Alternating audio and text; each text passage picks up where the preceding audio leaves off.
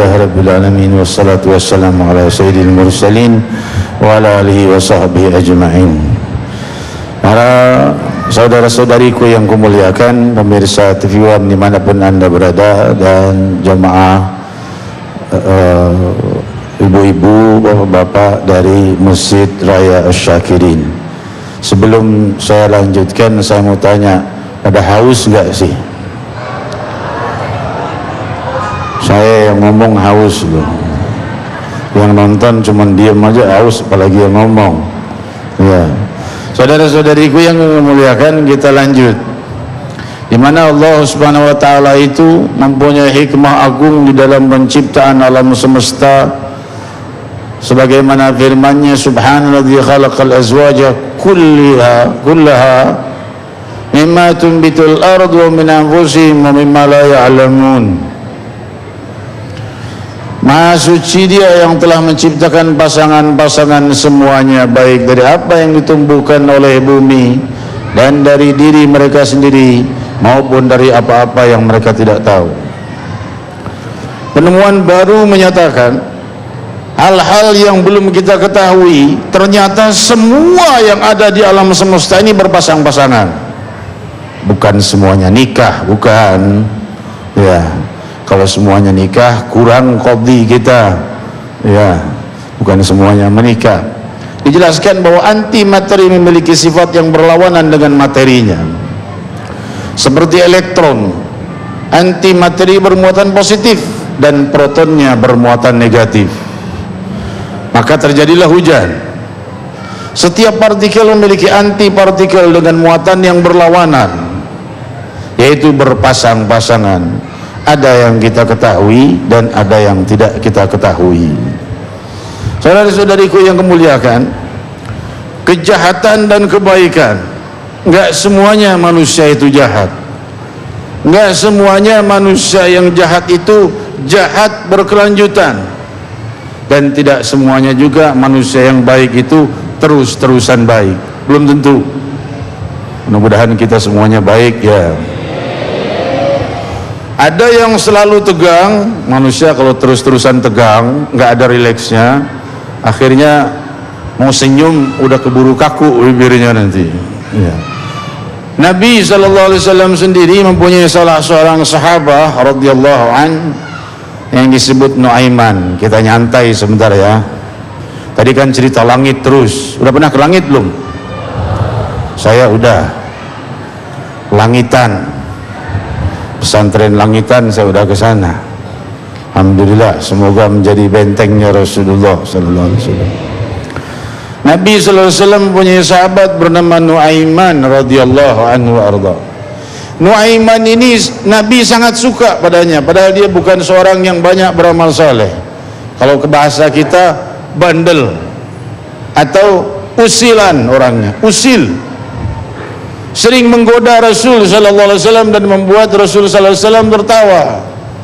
Kalau beliau sedang sedih atau beliau sedang gundah, datang Nuaiman bicara cerah, Rasul sallallahu alaihi wasallam tertawa. Sekali waktu Nuaiman datang bawa 2 ekor kambing. Ya Rasulullah, ini hadiah untukmu. Alhamdulillah. Terima kasih Nuaiman. Sama-sama ya Rasulullah. Gak lama tukang kambingnya datang. Mana bayarannya ya Rasulullah? Bayaran apa? Ini kambing.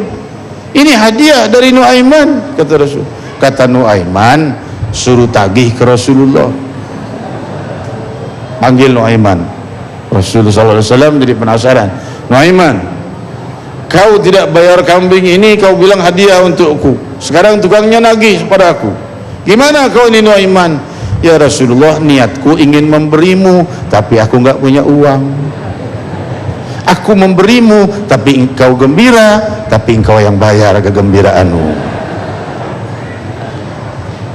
Rasul sallallahu alaihi wasallam tertawa dengan perbuatan Nuaiman. Ya sudah, bayar kambingnya.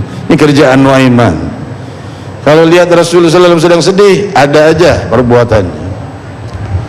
Saudara-saudariku yang kemuliakan, ada lagi Ibn Ummi Maktum radhiyallahu anhu arda. Buta, gak ngelihat, kena sama Nuaiman ini. duduk di sebelahnya Nuaiman.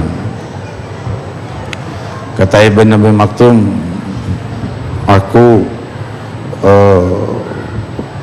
ingin buang air kecil, coba tolong kamu kan bisa melihat, ya, coba tuntun saya ke tempat buang air kecil. Oh ya, Nuaiman ini dibawa muter-muter masuk ke pojoknya masjid, kencing situ. Ini tempat kencing, tempat buang air kecil. Buang air kecil Ibn Abi Maktum di situ. Jerit sahabat semua, astagfirullah, astagfirullah. Buang air kecil dalam masjid, najis, ribut. Ibn Maktum bilang, astagfirullahaladzim, siapa ini yang ngerjai aku? Aku minta dibawa ke tempat buang air kecil, bukan dalam masjid. Nuaiman kerjaannya. Udah berapa tahun bersilam sampai Rasul sallallahu alaihi wasallam wafat, sampai Sayyidina Umar, sampai Sayyidina Uthman jadi khalifah. Udah berapa tahun? Ibn Abi Maktum duduk di sebelahnya Nuaiman. Dia nggak tahu nih Nuaiman di sebelahnya. Kata Ibn Abi Maktum, aku nggak punya dendam sama siapapun. Ini kan buta Ibn Abi Maktum, kecuali sama satu yang namanya Nuaiman. Sebelahnya Nuaiman ini.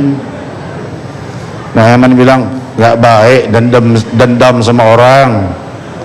Jangan dendam sama orang. Aku nggak dendam sama orang, cuma dia tuh satu tuh. Aku dibawa sampai buang air kecil dalam masjid Nabi, kelewatan tuh orang. Oh, kalau kamu ketemu Nuaiman mau diapain? Mau saya pukul dengan tongkat saya ini? Mau saya antar ke Nuaiman? Mau? Dibawa Khalifah Utsman bin Affan lagi sholat. Udah tua ini. Tuh, yang di depan kamu, tepat di depanmu itu Nuaiman lagi sholat. Pukul pakai tongkatnya. Ribut masjid, ini orang mukul Khalifah Ibn Abi Maktum. Bukan, ini Nuaiman. Saya minta unjukin sama orang tadi Nuaiman. Saya memukul Nuaiman. Nuaiman yang unjukin kamu tadi, yang duduk di sebelahmu itu Nuaiman. Maka Ibn Abi Maktum berkata, kapok, gak berani dendam sama orang. Makanya jangan dendam, kena sendiri. Ini Nuaiman radhiyallahu anhu arda, walaupun tukang bercanda, punya satu aib. Di dalam Fathul Bari, Syarah Sahih Bukhari, beliau ini waktu mulai diharamkannya minuman keras, dia nggak bisa berhenti dari minuman keras.